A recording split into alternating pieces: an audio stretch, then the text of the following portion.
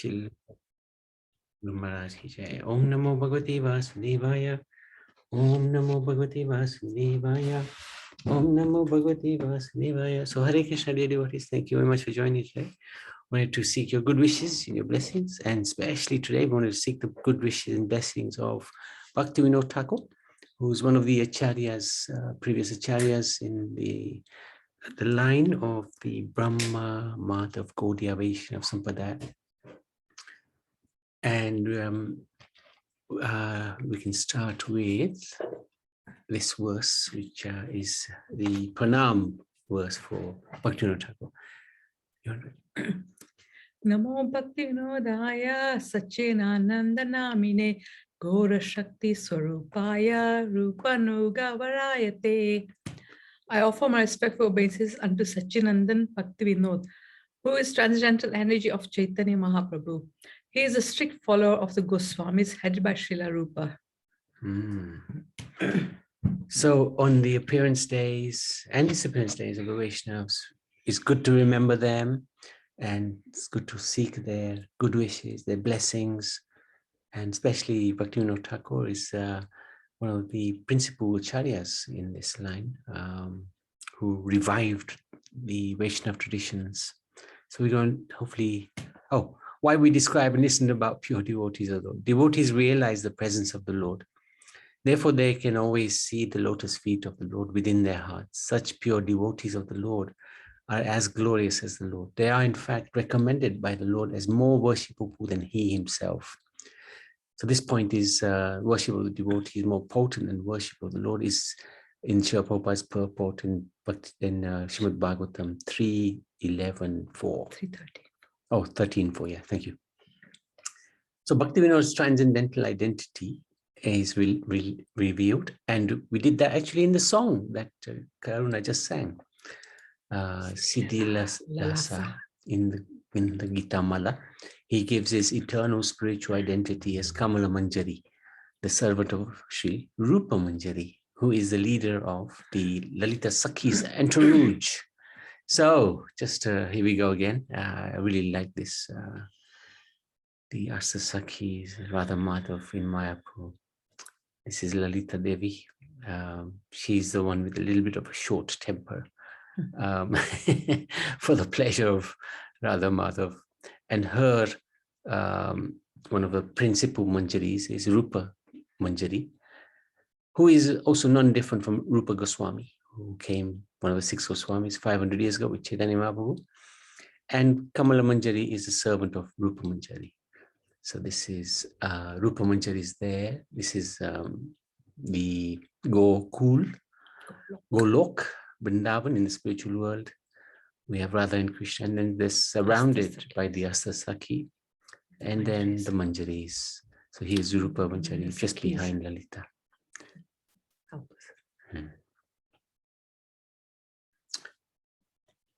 And he describes himself, my bodily hue is like that of lightning. I wear a sari the color of a clear night sky sprinkled with stars. I am 12.5 years old.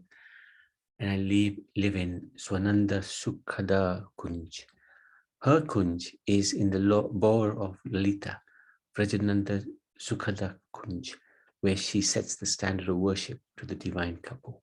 So who is this Bhaktivinod Thakur? He was born in this world, 1838 to 1914, a prominent acharya in our succession of spiritual masters and disciples coming from Krishna. He's pioneering spiritual master. He was also a householder, which is even more amazing. He had many children. He also held down a very responsible job, a magistrate, working during the British rule in Bharat. And he was a prolific preacher, writer, and poet. He wrote volumes of books reintroducing the pure teachings of Chaitanya Mahaprabhu, at a time when those teachings had practically become lost. Either lost or perverted. He composed hundreds of devotional songs, glorifying Krishna to uplift the consciousness of the people, suffering people of this world. And we are very fortunate to go through these songs. I think Karuna has probably been through a few hundred already of his songs. They're written through 6 main books, and I think, Karuna, I'm not sure if I'm right, but you're in the 5th of the 6 books now. Correct me if I'm wrong, please. Yes, Prabhu. Well done. He corresponded with philosophers, theologians, leaders, scholars, professors of his time. He sent books, including the life and percepts of Lord Chaitanya, to university libraries in foreign countries, planting the seed for worldwide movement of Krishna consciousness. So this book was found by the disciples of Srila Prabhupada in McGill University in Canada. I can't remember in which year, but it was written in 1896, the year Prabhupada was born. So it's really interesting. He also discovered and excavated the birthplace of Lord Chaitanya. So this was in a place before of Navadvip, but then he realized that this is not the right place of his birth. And he rediscovered the real birthplace of Chaitanya Mahaprabhu. Oops, what was that last bit? Along with his devoted wife, Bhagavati Devi, he raised 10 children. That's no joke, including the illustrious Bhaktisiddhanta Saraswati Thakur Srila Prabhupada, who is the guru of our own Srila Prabhupada. So what's the history leading to Bhaktivinoda Thakur's appearance? In 1586, Mahaprabhu appeared. 1486. Oh yeah, 1486. Yeah, thank you. He appeared in West Bengal, and the movement based on ancient Sanskrit texts of devotion to Krishna, like the Bhagavad Gita and Bhagavatam, spread all over the world within a short period of time, all over India. It popularized Sankirtan, the congregational chanting of the Mahamantra, Hare Krishna, Krishna Krishna, Hare Hare, Hare Ram, Ram Ram, Hare Hare, which is the most practical means of becoming God realized in this crazy age of Kali Yuga. And then a couple of centuries later, Baladev Vidyabhushan, who was a great preacher, him and his disciples, they left the planet. So the influence of the Hare Krishna movement reduced significantly. There were pseudo devotees, such as the Sahajiyas, and similar groups became prominent. They were artificially doing the Ras dance, for example, which really there is no right to do. They had no right to do, but they were imitating Lord Krishna. So it became, they became Sahajiyas, pretenders, pretending to follow the Sanatana Dharma, professing love of Godhead, but in fact acting in immoral ways. These groups, and there was 13 of these sort of groups, brought disrepute upon the pure movement begun by Mahaprabhu, and the Bhakti movement practically disappeared. Then the birth of Bhaktivinoda Thakur, he was named Kedarnath Dutt by his parents, and he was born 2nd September in opulent circumstances in Biranagar, Ullagram, in the district of Nadia, West Bengal. He was the 7th son of Raja Krishnananda Dutt, devotee of Lord Nityananda. He was also known as Daitya Kulera Prahlad in the family of non-devotees, because Vaishnavism, worship of Krishna, was not very much respected. So this is his birthplace in Biranagar.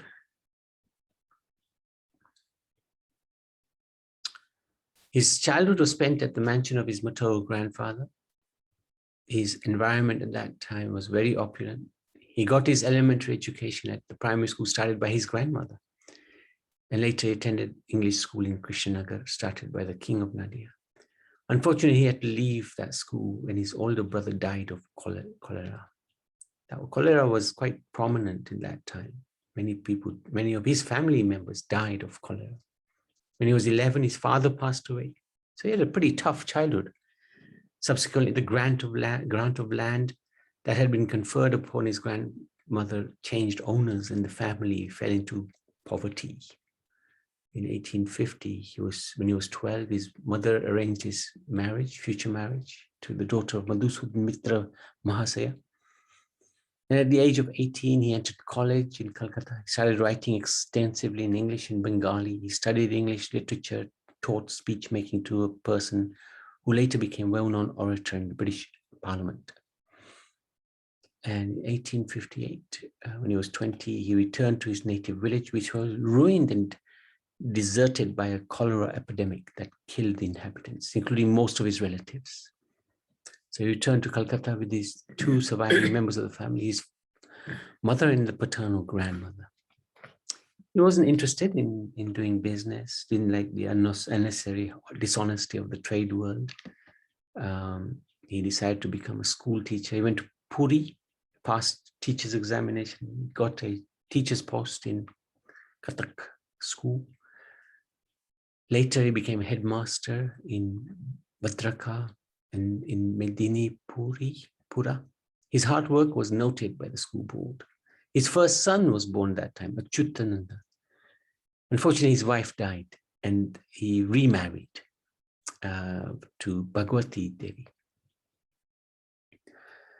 And during his post as headmaster at the Madinipur school, high school, the Thakur looked into various spiritual or religious sects, their philosophies and practices. He could see people in general were taking religion cheaply.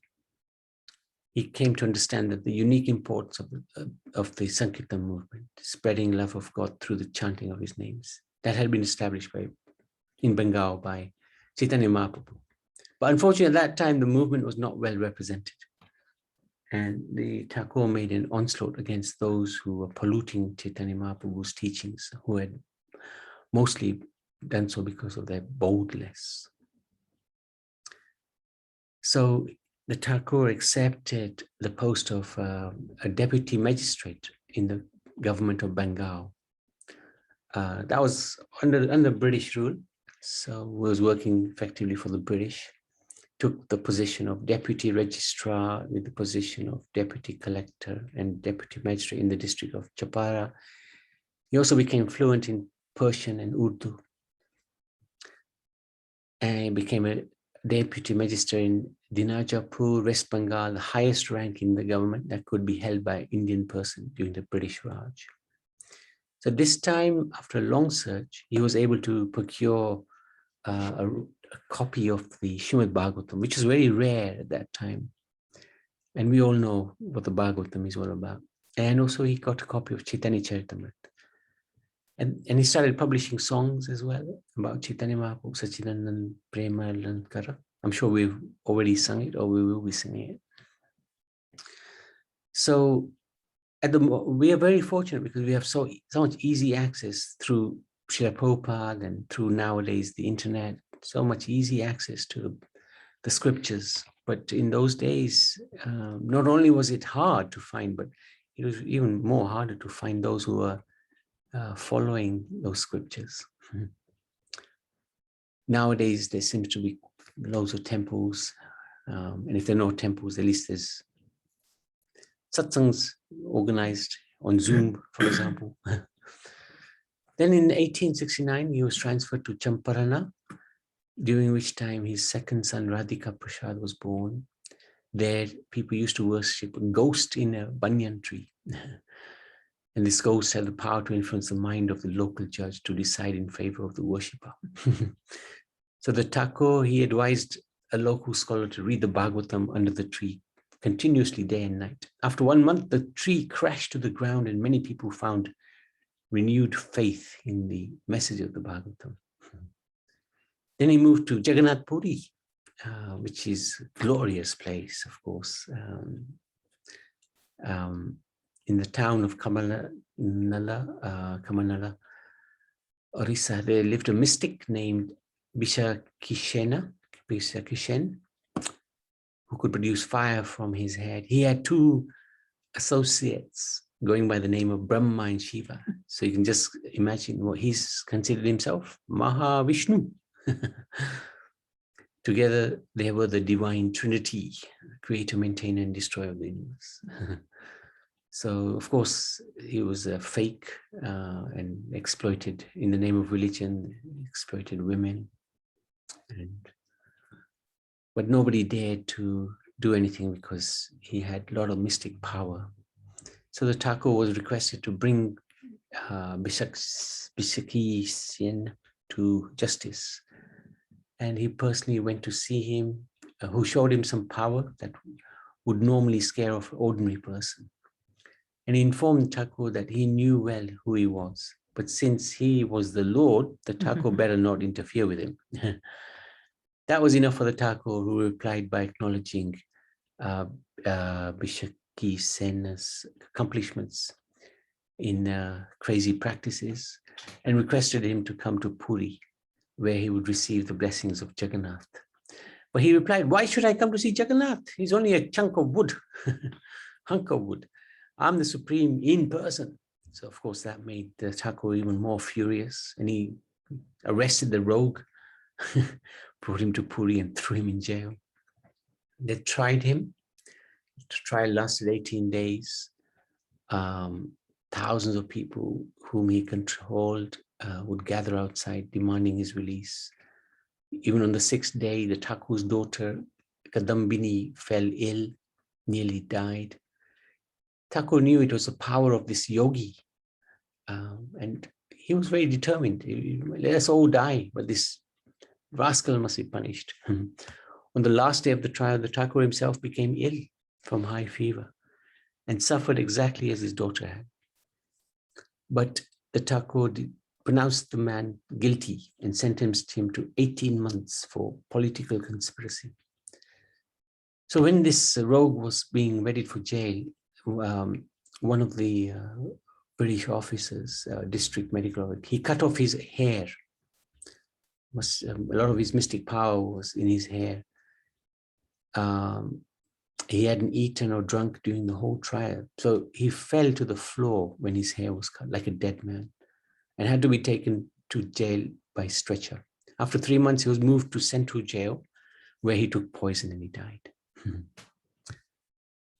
So that was amazing strength, amazing bravery by the Thakur to deal with that person. In Puri, the Thakur studied Bhagavatam with the commentary of Sridhar Swami. He also copied out in longhand the Satsandarbha of Jiva Goswami. And that's a really big scripture. That's pretty impressive. Made a special study of Rupa Goswami's Bhakti Rasamrit Sindhu. During 74 to 93, these years, he spent a lot of time in chanting the holy names, and he executed his duties, worldly duties towards his families. He wrote several books in Sanskrit, including Krishna Samhita, Tattva Shatram, Tattva Vikpek. He wrote many books in Bengali, Kalyan Kalpataru, which actually Karuna just finished singing all the songs from. And these songs were phenomenal songs. They gave so much information about different aspects of spirituality, especially the significance of killing all the demons that Krishna killed during his Vrindavan pastimes, and how they can help us, remembering those pastimes can help us kill the demons within ourselves. Very powerful. He also composed the Datta Kastuba in Sanskrit. All the prominent Vaishnavas at the time acknowledged the Thakur, except one, Raghunath Das Babaji. He thought the Thakur was unauthorized, as he did not wear the customary religious symbols of neck beads or claim a ketilak on his forehead. The Babaji also advised other Vaishnavas to avoid the Thakur. Soon thereafter, this Babaji contracted a deadly illness. In a dream, Jagannath appeared to him, told him to pray for the mercy of the Thakur if he at all wanted release from the illness and death. Of course, he did so. Thakur gave him special medicines and cured him. At this time, Raghunath Das Babaji gained awareness of the Thakur's exalted position. He also became manager of the Jagannath Puri temple, huge temple, and he used government powers to establish regularity in the worship of the deity. In the temple courtyard, he established a Bhakti Mandap, where daily discourse of Bhagavatam was held. So he would spend long hours discussing Krishna and chanting the holy name, especially at the Tota Gopinath Mandir, very beautiful temple. and the sacred Siddhbakul tree and the Gambhir temple. He made notes on the Vedanta Sutra, and those notes are used by Shyamala Goswami when he published Baladev Vidyabhushan's Govinda Bhasya commentary on the Vedanta Sutra. So near the Jagannath Vallabh Gardens, in a large house adjacent to Narayan Chatramat, the fourth son of the Thakur was born, answering his prayer to send a ray of Vishnu to preach the message of Mahaprabhu all over the world. He was named Bimal Prasad, later became known as the great Vaishnava spiritual leader and scholar Bhaktisiddhanta Saraswati Prabhupada, the spiritual master of His Divine Grace A.C. Bhaktivedanta Swami Srila Prabhupada. So this is Bhaktivinod Thakur and his quite large family. And this is Bhaktisiddhanta, right? Mm. At this time, the Thakur discovered that the king of Puri had stolen 80,000 rupees, which is a lot of money at that time. This money belonged to a temple. So the Thakur forced the king to offer Jagannath meals 52 times daily in retribution. This diminished the money quickly. Mhm. The king was furious and began, with the help of 50 pandits, a 30-day tantric ritual meant to kill the Thakur. When the last oblation was poured into the sacrificial fire, it was the king's son who died, not the pure-hearted Thakur. So, in Ranaghat, Varada Prasad. Kona saying the sound in the background. Just tell me. Oh, yeah. Yes. It's a party. Yes, sorry, the next two neighbors are having a party, a birthday party. So Okay, sorry. and we're going to join them till 2 in the morning. Oh, God help us. Okay. They've already warned us they're partying till 2, Krishna.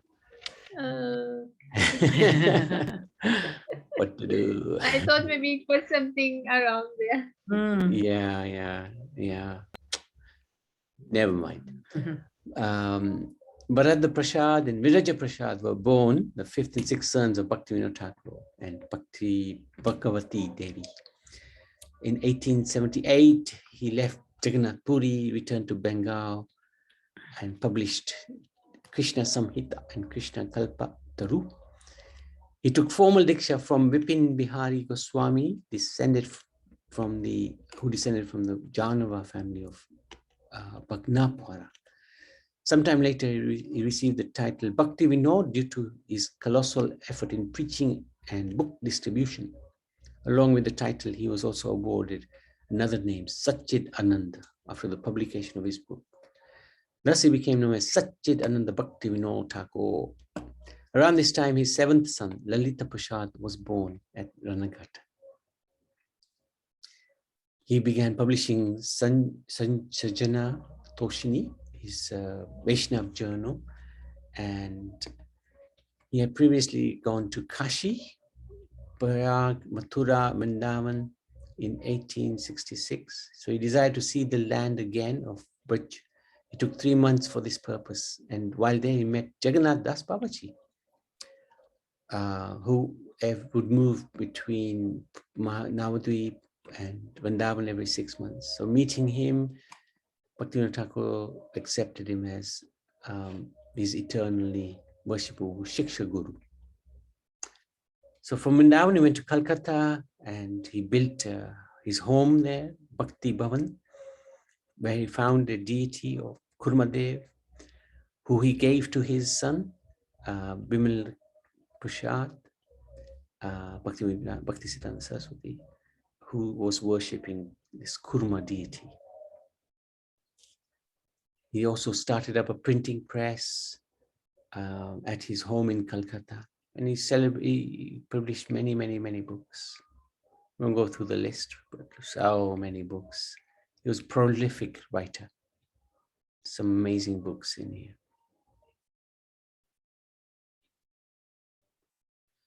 He lectured and gave readings on books like the Bhakti Rasamrit Sindhu of Rupa Goswami in various societies. In 1887, he resolved to quit government service, go to Vrindavan. But one day he had a dream in which Mahaprabhu appeared to him. You will certainly go to Vrindavan, but first there is some service you must perform in Navadvip. So what will you do about that? So when the Lord disappeared, the Thakur awoke and happily changed his plan. He managed to get a transfer to Krishna Nagar, near Navadvip. He also tried to retire at this time, but his application was denied. After a great deal of research, the Thakur found that the real birthplace of Chaitanya was at a different location across the Ganga in Mayapur. That was later confirmed by Jagannath Das Babaji. Subsequently, the Thakur took leave from office for 2 years and acquired a plot of land at Sri Godum Dweep. He built a retirement house there for his bhajan, called it Surabhi Kunj, which is still there. It's still maintained quite nicely across the river. And from there, you can see the Temple of Vedic Planetarium. In 1890, he established the Namahat there, the marketplace of the holy name. Sometimes Jagannath Das Babaji would visit and have kirtan, bhajans. And several hundred years earlier, Nityananda, who established this Namahat in the same, had established this Namahat in the same place. So Bhaktivinod Thakur considered himself the street sweeper of the Namahat of Nityananda. Once Bhaktivinod Thakur's sons contracted a skin disease, Jagannath Das Babaji told the boy to lie down at the bedside of Chaitanya for the night. He did so, and the next morning he was cured. Bhaktivinod Thakur went on a third trip to Vrindavan, visited all the forests and different places of pastimes of Krishna. He would give lectures, readings of Harinam in various places in Bengal when he returned to Calcutta. He gave a lecture on his investigation into the whereabouts on this birthplace of Chaitanya. His audience, including highly learned men from all over Bengal, became very enthusiastic at the news. And an organization was formed, Navadvip Dham Pracharini Sabha, for spreading the glories of Navadvip Mayapur. All the learned Pandits, having deliberated on Bhaktivinod Thakur's evidence, agreed that the Yog Pit was the true birth site of Mahaprabhu. So there now is a temple that was ultimately built by his son, Bhakti Siddhanta Saraswati Thakur. Very nice temple.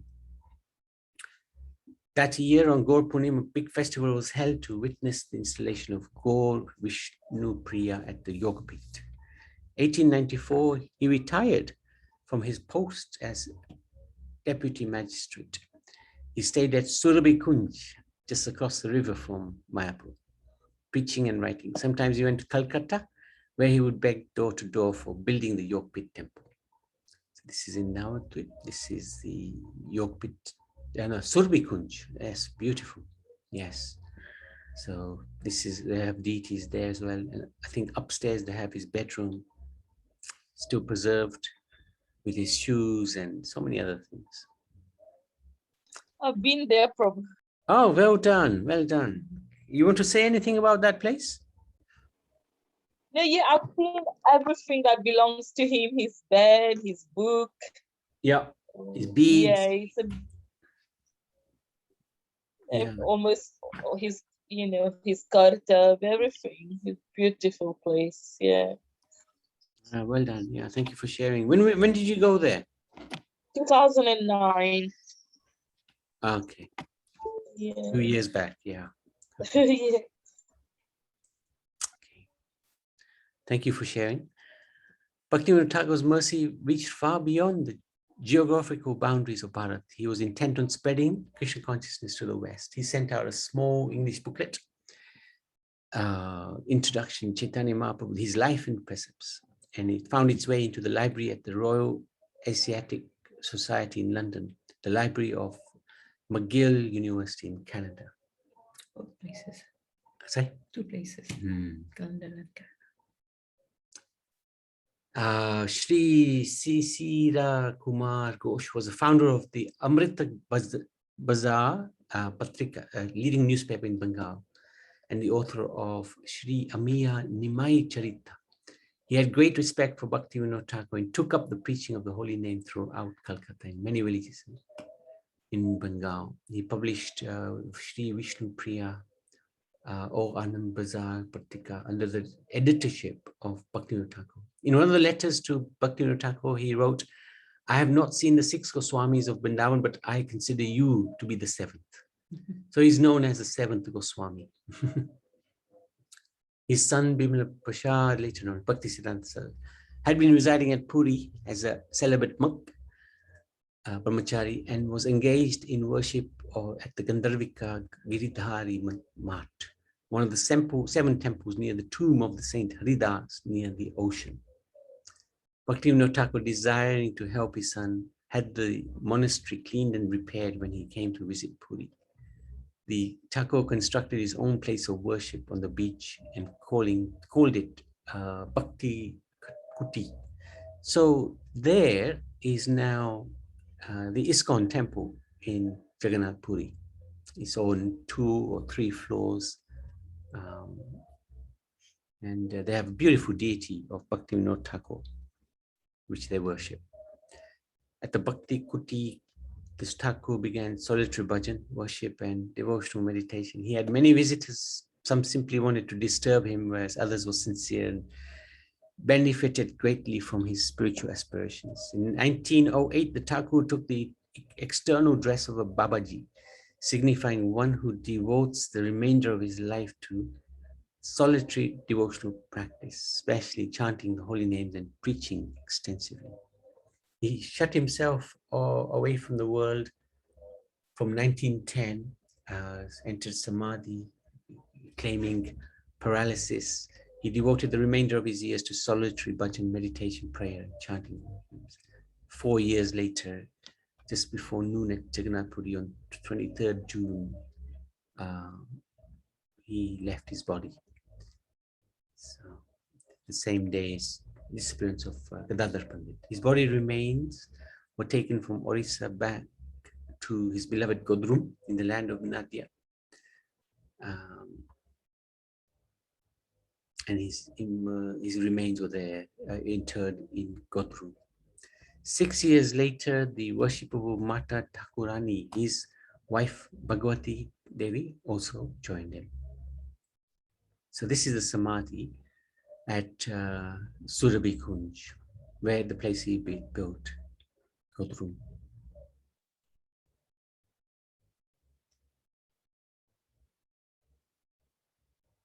So this was a little idea of his daily schedule. It's pretty extensive. He would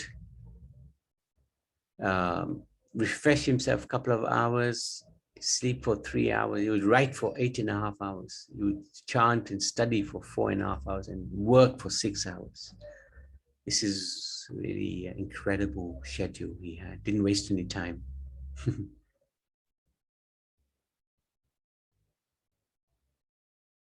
And he wouldn't eat that much either. He'd take his evening bath and have a meal of rice and a couple of chapatis, a bit of milk.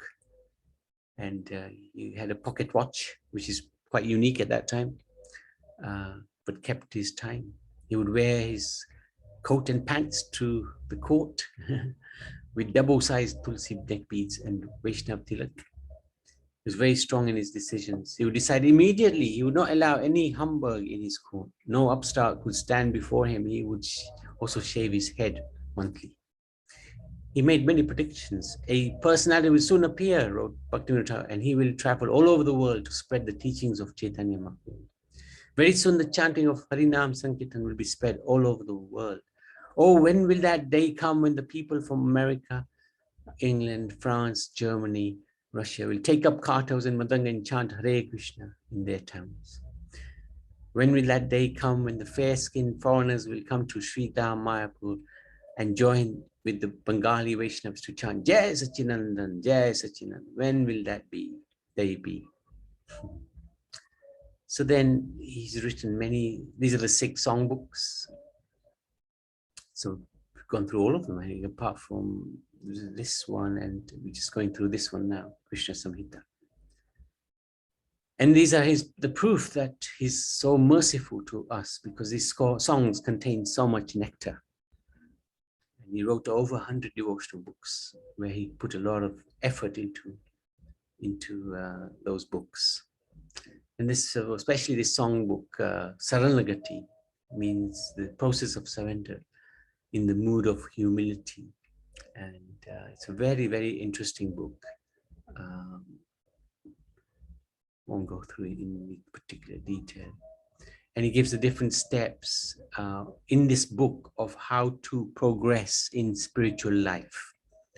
So starting with humility, dedication of the self, accepting the Lord as one's only master, having the faith Krishna is the sure protector, and accepting good things, favorable habits and practices, and rejecting the unfavorable habits. So these songs are very, very powerful indeed.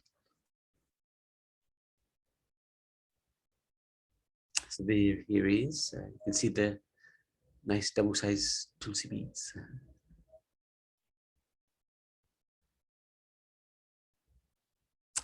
So that's it. That's Bhaktivinod Thakur ki jai. Any comments, any questions, please? Anybody like to know anything more, or anything they have heard that they'd like to share? Truly a glorious person. Very human as well, in terms of his early life, especially. And he did things which would surprise us, but it shows that we can whatever situation we're in, we can come to the stage of bhakti. Okay, thank you so much. Bhaktivinod Thakur ki jai.